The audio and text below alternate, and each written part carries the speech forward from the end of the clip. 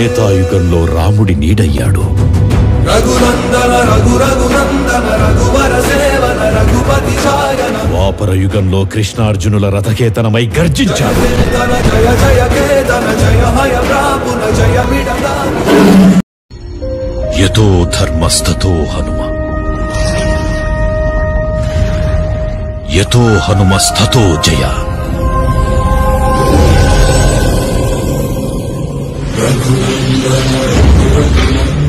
రఘువర సేవన రఘుపతి సాయన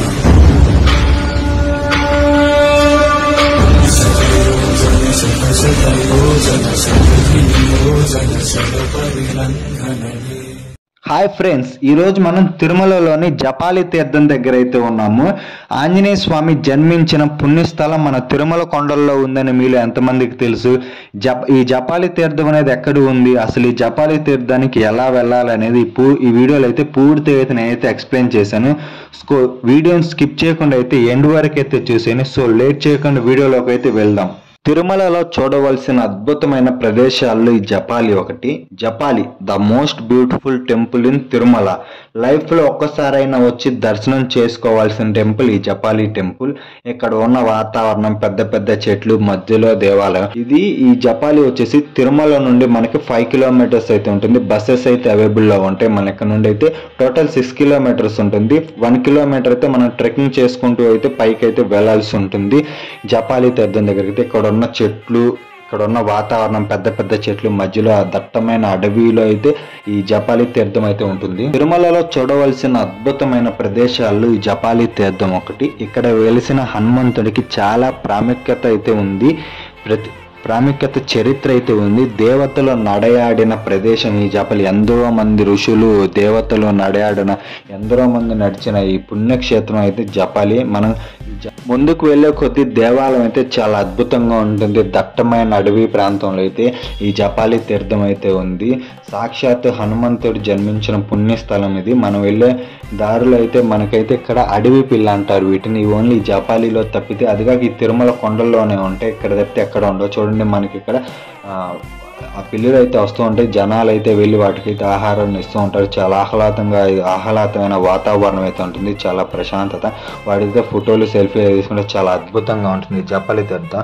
లైఫ్లో ఒక్కసారైనా వచ్చి ఈ తిరుమలలో ఈ జపాలి అయితే దర్శించుకోవాలని చాలామంది అనుకుంటారు.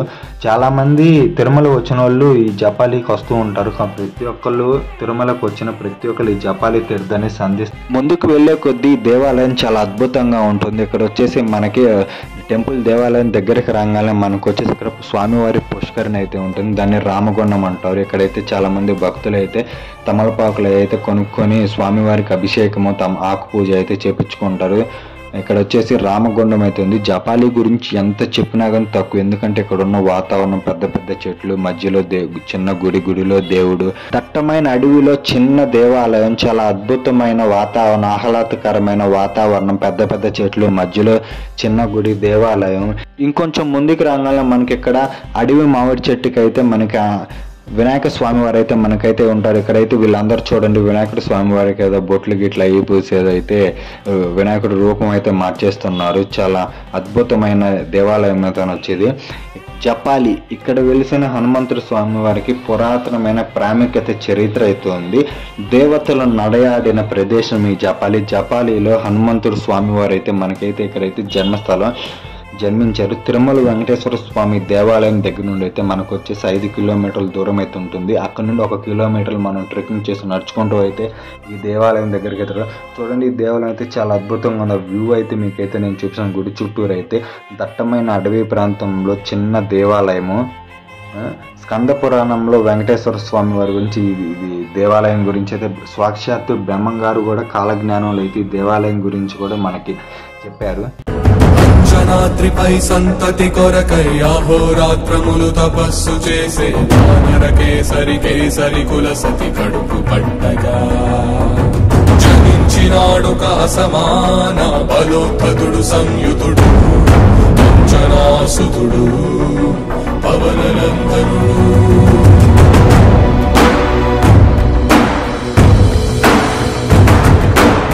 ఇక్కడికి అతి సమీపంలో ఆకాశ గంగ ఉంది.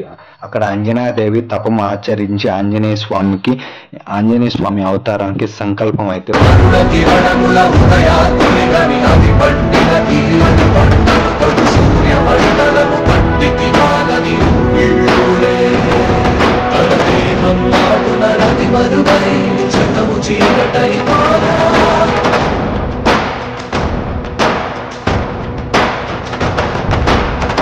అమరేంద్రుడు గమనించి తన అహిరావణమధిరోహించి ఆంజనేయుని సమీపించి తన వజ్రాయుధమును విసరగా పవననందనుని మనుని తాకా చిందిన రక్త బిందువే విద్యుద్వేగంతో ధరణి స్థలి వంగ కడలిలో చచ్చి వంగ కడలి అట్టడుగున గల శ్రీరంగ శుద్ధి గర్భము చేరియట.